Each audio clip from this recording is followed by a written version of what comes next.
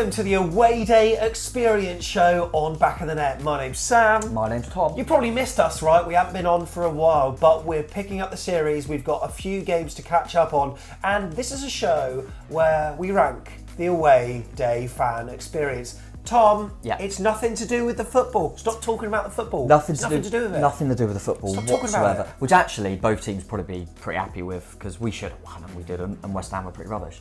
So we'll go into that, but yeah, we're not going to talk about what happened on the pitch, fortunately, because it wasn't a game to talk about too much. We talk about everything away from it, and then we can kind of gauge an away day experience as a whole, away from what the score is and how the game was. Yeah, now last season we had a slightly different system, but West Ham didn't do overly well. So maybe this season it could be all different. You never know. This is the way we're doing it this season, by the way, of a league table. This is currently where we are at. Sheffield United at the foot of the table. They certainly know what that feels like, don't they? Man United there at the top. We're going to recalibrate this later on, because there are some there that we're just not sure of. Man United. And as the season goes on, you sort of get an idea of how to compare a little bit better than what you do when you're fresh back from the stadium. So look, these may change, but you see those little icons at the top. What do they mean? Well, look, we use 8 different factors to score the away day experience, including...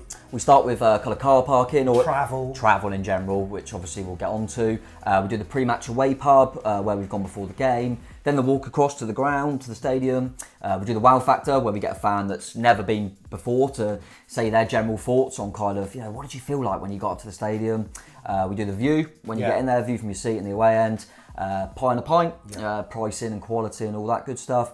The noise, if there was any, from the home fans, the atmosphere in general, and then we do value for money at the end, and then we sort it all out. They're all in tier lists, and then we whack it all, do little maths, you go all Carol Vorderman on me, and then we whack you in a league table. Tier list, and this is the tier list, and look, it ranges from just can't score this, 0, and then 2, 4, 6, all the way up to thing of beauty. So all of these icons are going to be placed on the tier list, and we're going to kick off with car parking / travel, because Tom, it's a London away day and one that's relatively easy to get to, so we'll go for travel as a whole. And we got a train, and unlike last time, it was on time. It was on time, and we didn't actually have any problems, did we? We didn't. Which was a lovely little treat. And yeah, I mean, we had to, the only annoying thing, it's not West Ham's fault, is because it was an evening game, we had to get a really late one back, didn't we? Can't remember what time it was now, it was 11 something. 11:30 or something. Because the one before, which some fans probably did get, was just a bit of a rush. So and it didn't stop at Christchurch as well. Steve needed to get off there, so we were like, let's get the later one. It enabled us to get our food and drink. Yeah, did he get off at Christchurch all right, did he? Anyway,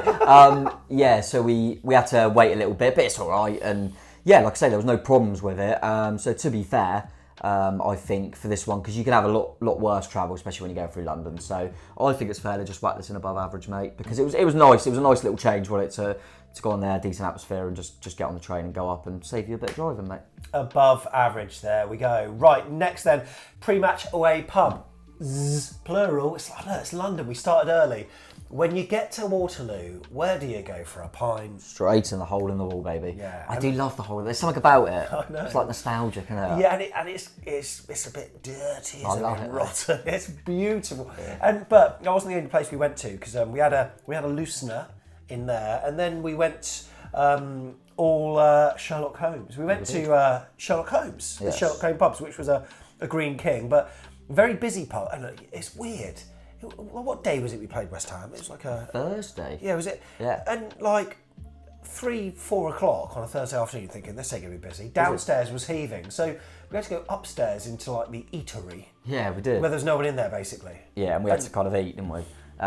Which we did, and we were with a lovely gentleman that you all will know if you watch the channel regularly. And you'll know later on as well. And you all know, because he might be doing the wow factor for us, who got us our food in, which was unbelievably nice of him, and it was decent. And to be fair, even though we couldn't be downstairs, I think the fact that it was quite busy shows it was quite a nice pub. Yeah, it was. Yeah. I quite liked it. It was a little bit annoying. We kind of had to go upstairs and have like a bit of a sit down, but I didn't mind it at all. It was all right for London, I thought. Yeah, we walked over to Embankment, so it's about a 10-minute walk from Hole in the Wall to there, and then from there just a few tubes to Stratford. And yeah, it's quite. Yeah, good. It went okay. As you say, as Tom said, Chris, thank you so much. I kind of wish I went for something more expensive now. I'd like some garlic bread. And then Chris said, I'll get these. And I thought, He did it without us realising It's it. lovely. He just did it. Thank you so much, Chris. Yeah. Such a generous guy, and looking forward to him visiting again. Albeit, hopefully, we'll pick up some points because every time he visits, I don't really want to see him. we're not unbelievable. So, score-wise, where are we going for that? I think I'm going to be fair because it's like I'm not a massive London fan. It does my head in, and there wasn't any issues with it, and it was quite a decent and a nice pub. So I'm going to whack it in above average, mate. Okay, and walk to the ground / transport. So we're getting on the tube and relatively straightforward. What's it, the Jubilee line or whatever? Getting off at Stratford, but then even from there, it is still quite a walk. It is. I don't know. This is not just on West Ham. I think the majority, if not all of London, it's going to be hard to score this one high because you're not really walking to the ground. You get on a tube and then you go in there and then there's about 1 million people in front. It just does my head in, and that's not West Ham's fault.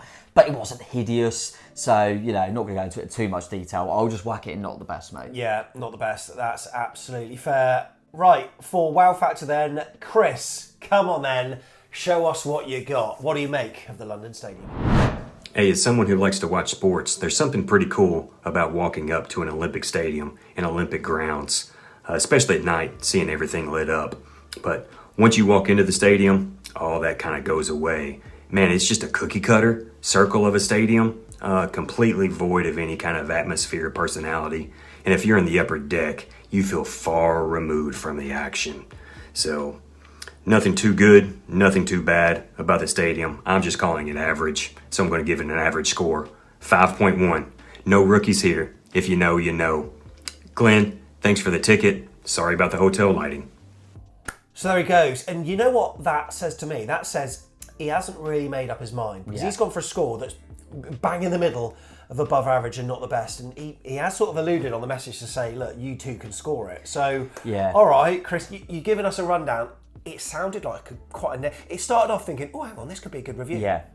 I love the way he says cookie cutter. That's great. I'm going to use that. Cookie Yeah. cutter. I like that. But I'm thinking it's probably not the best. Yeah, I think there was a part in there where he said something along the lines of it's kind of average at best, which means it's not above average. Yeah. So, I think not the best is fair. I think I kind of get, it's always interesting when someone goes there the first time, and I could kind of relate to a lot of what he said. Like, it looks really, really, spectacular, and then it kind of all dwindles once you get in, unfortunately. So, I think not the best is a fair rating there. Okay, next, view from your seat. Now you've got two different tiers that you can sit at. Yeah. Tom and myself, and Steve, we were on the bottom, which was a calculated decision based on the previous season where we were in the upper tier, where, the upper deck. I mean, you can see the icon that we use as binoculars for this. It's not even an exaggeration. It's like the upper deck. So we went closer to the action, but it's still not brilliant. It's this ain't anything new by saying it's probably one of the worst views in the Premier League, is it?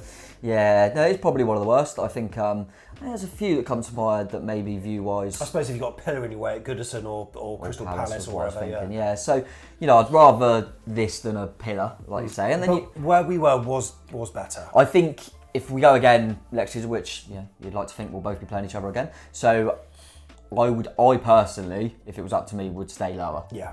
Definitely. And that was, I think I spoke to Richard as well, and we kind of all decided, it's a lot better down there. Yeah. So that helped it a little bit. Hard to generate an atmosphere though when your fans are so far apart. Yeah, that's not ideal. But I think when you were talking then, I just nearly said out my mouth, it's not the best, is it? Which says it's got to be not the best. Not the best. Not to be too damning on it. Right, next, Pint. Now, I've got to tell you, last season, this was atrocious because I think Tiggs bought 2 pints and 2 hot dogs. Yes, they were gourmet. They weren't your rollover hot dogs, but they were substantial sausages. But I think he paid near 32 quid for 2 pints and 2 hot dogs. Alas, things have changed slightly. I know they've got an external company that does all that kind of stuff at the London Stadium, and prices were better. Now, we always go on the Daily Mirror's Pie and a Pint ratings where they score the price of, believe it or not, pies and pints. But we've got to say that they're not always right, because they said the cheapest pint was £6.70. Yeah. We actually found it 20 pence cheaper than that. Yeah, it was a little bit. It was £6.50, wasn't it? I paid for an Amstel, which for London you celebrate that, you run down the streets. I mean, that's not too bad.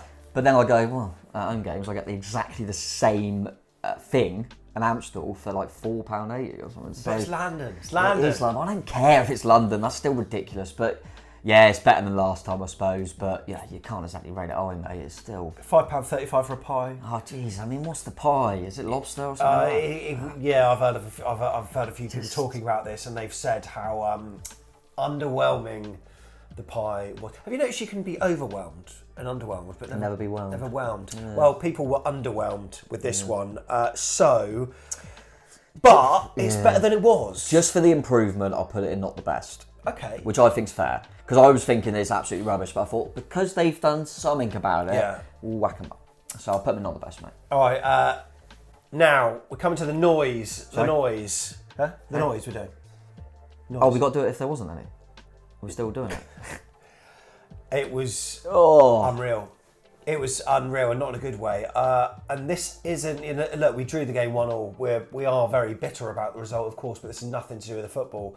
I think West Ham fans know this themselves. We always put in the caveat that the way the game goes obviously reflects what kind of noise is going to be generated. Yeah, so at that time as well, they were very with the Moyes situation going. You know, with the players we've got, we're playing boring football. So, and they were rubbish in the game. They were very, very lucky to get a point, and they were crap. So I appreciate that it's not going to be bouncing because they weren't 3-0 up and flying. But I've been there many times. But they weren't even getting behind the boys to try to get him over the line, was it? They do the old bubbles thing at the start, which is cool. That was good, yeah. And then you don't hear them.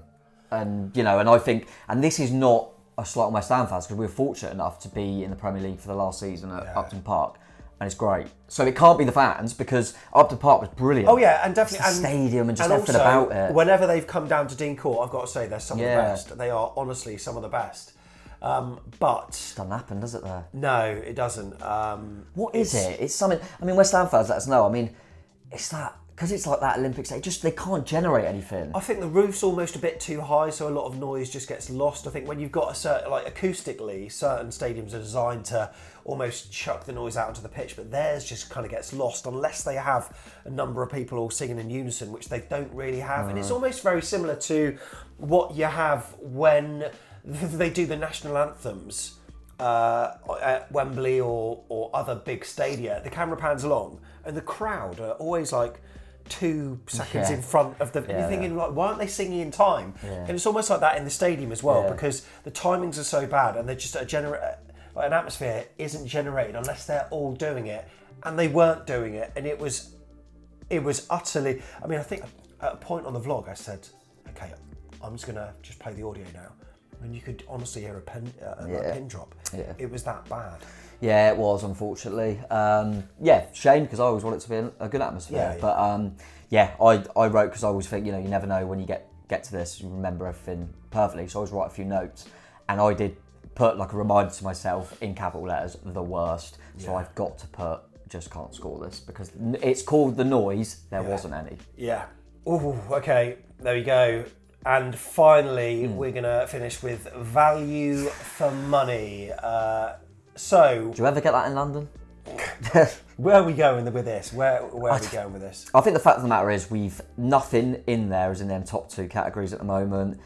There was a slight improvement on last time in terms of certain bits. Yeah. But in general, it's pretty rank, I would say, in terms of your value for money. So I'm going to whack it in just rubbish, mate. I think that's fair. To give it even 2 points, I think it's generous.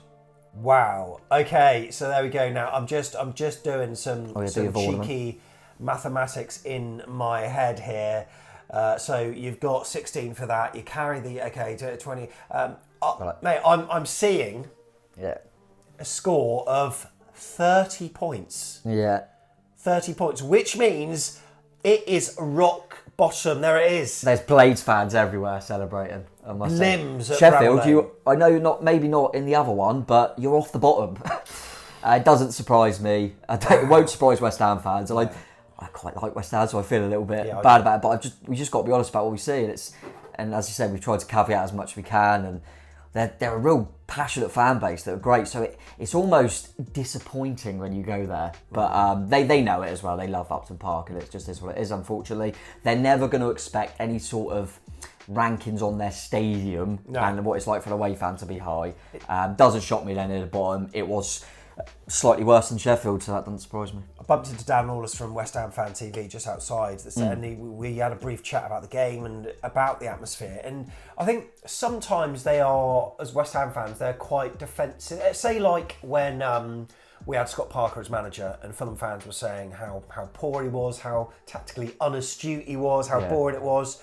We would be the first to defend him as Bournemouth fans. And I think they've tried to defend it as much as they can, but I think in their heart of hearts they even know this is. And plus they've got, like we've got Eddie to compare Scott Parker to. Yeah. They had Upton Park to compare the London Stadium to, and it's just not the same. And it's so underwhelming. I know that they're trying to like recalibrate it in ways that bring fans close to the pitch. I don't know what else they can do. The gradient's not very steep, so it's not very intimidating. You've got teams that are going there getting absolutely spanking them on their own turf. It's a stadium that only works when the team works. Unlike, say, Leeds United. Do you remember last season when they were relegated? We lost 4-3 there, but we were winning at one point, and the fans were so loud because it's an intimidating atmosphere. For a big stadium, it's quite enclosed. With West Ham, it's so open. It's so difficult for the fans to get behind them, and it showed. Yeah, no, you're not going to get me to big up Leeds at any point, by the way, but fair point. We'll just move on from that quickly, because they're not going to be on this thing, because they're not in our league. Okay. Difficult, I like West Ham. All the points I agree with. Loved Upton Park and only went there once. So it is more of a kind of, I want to go there and just think, oh my God, it's changed. They've got it pumping. Yeah. And I think there is a big caveat to this, that the football they're playing, as much as results-wise they're doing all right, is not the best to watch, which means it does make it even harder. So hopefully that can improve for them. But yeah, doesn't shock me that they're at the bottom after doing all the scoring. I hope there's none worse. There could be, but I think they're going to be near that bottom, unfortunately. Stay tuned to this series. You can go through our playlist. Link is below. Just click the playlist and you can see all the videos that we've done. Because on the way, Fulham, Newcastle, Burnley as well, lots to catch up on. And who knows, West Ham might not even be bottom by the end of the season. Who knows? Who knows? They probably will be, but who knows? Who knows? Oh, they're bloody better though. Thanks for watching. Really appreciate it. Like and subscribe, and we'll see you in the next one. Up, chess. Oh, God. It's horrible talking about that, isn't it?